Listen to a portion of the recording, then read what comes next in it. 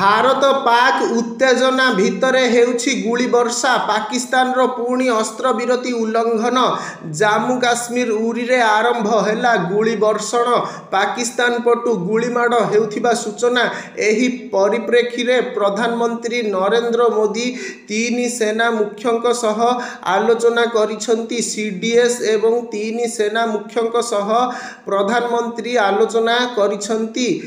NSA Ajit Doval ମଧ୍ୟ ବୈଠକରେ ସାମିଲ ହୋଇଛନ୍ତି। ବୈଠକରେ ପ୍ରତିରକ୍ଷା ମନ୍ତ୍ରୀ ରାଜନାଥ ସିଂହ ଉପସ୍ଥିତ ରହିଛନ୍ତି। ପ୍ରଧାନମନ୍ତ୍ରୀଙ୍କ ବାସଭବନରେ ତିନି ଜଣ ସେନା ମୁଖ୍ୟ ଆଲୋଚନା କରିଛନ୍ତି। ଫଳରେ ପାକିସ୍ତାନ ଉପରେ ବଡ଼ ଆକ୍ରମଣ ନେଇ ଭାରତର ପ୍ରସ୍ତୁତି ଆରମ୍ଭ ହୋଇଥିବା ନେଇ ଜାତୀୟ ଗଣମାଧ୍ୟମରେ ଚର୍ଚ୍ଚା ଜୋର ଧରିଛି। ଏହାରି ମଧ୍ୟରେ ସାମ୍ପ୍ରତିକ ସ୍ଥିତିକୁ ନେଇ ଛୁଟି ବାତିଲ କଲା ସ୍ୱାସ୍ଥ୍ୟ ମନ୍ତ୍ରାଳୟ। ଏନେଇ ମନ୍ତ୍ରାଳୟ ପକ୍ଷରୁ ଜାରି ହେଲା ସର୍କୁଲାର।